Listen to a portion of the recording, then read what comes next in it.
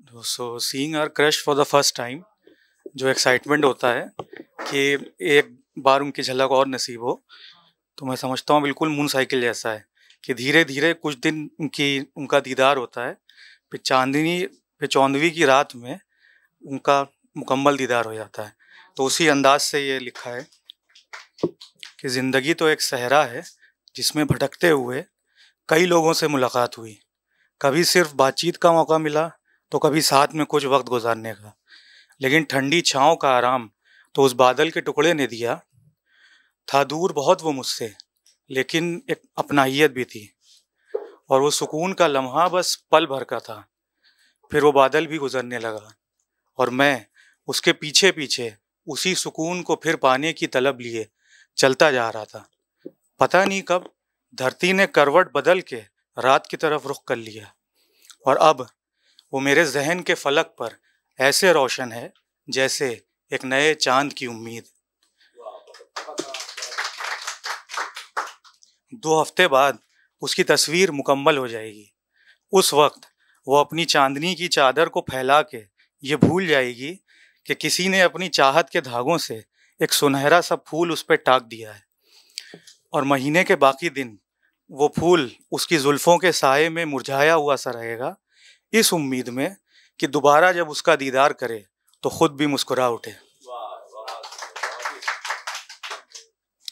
इसी कशमकश और इंतज़ार में सारी उम्र रहते हैं काश, न ख़त्म होती तुझे पाने की आरजू और न ख़त्म होती तलाश। लेकिन इंतज़ार की घड़ी ख़त्म होने से पहले ये जान लो, अपनी ख्वाहिशों और अरमानों को खोकर उसे पाना होगा। 2 राहों पे नहीं चल सकते, एक को छोड़कर जाना होगा। तो ध्यान रखना कि जिस तरह से अपने अरमानों पे अमल करते हुए आगे बढ़ते जा रहे थे बिना किसी को खबर किए, अब जो चुन लिया हम सफ़र, तो तुम्हारी आंखों में हमेशा उसी की तस्वीर दिखेगी जो कि छुपाए न छुपेगी। देखिए, अभी तक उससे दूर होने के बावजूद कोई गिला नहीं, क्योंकि ये बात सिर्फ मैं समझ सकता हूँ, कोई दूसरा नहीं। कि उसका साया तो उसके बराबर चलते हुए भी हमेशा खामोश रहता है, और पर वो मेरे साथ ना रहकर भी बहुत कुछ बोल जाती है। अब मेरे सारे जज्बात एक जगह इकट्ठा होकर यही सवाल कर रहे हैं कि कब मिलने जा रहे हो उससे। मैं क्या जवाब दूं, क्योंकि अब वो सहरा नहीं समंदर है, और इस जहां में हम सैर पर हैं।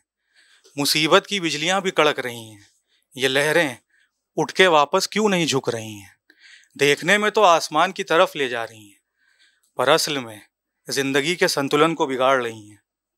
मगर फिर भी जीने की ललक बाकी है, क्योंकि हर शय से उसकी एक झलक सी आती है। चांद क्या है, उसके चेहरे का नूर। बुलबुलें क्या हैं, उसकी आंखों का झपकना। और सीपी उसके कान। ये तो सबको दिख रहा है कि तूफान में होने वाली बारिश एक एक बूंद से तकलीफ़ें बढ़ाती जाती है, लेकिन उसकी मौजूदगी हौसले की वो खुशबू है जो इरादों को महकाती है। Thank you. जब इस तरह से मौत की आगोश में सुकून मिले, तो किनारे की ख्वाहिश कौन करे। Thank you.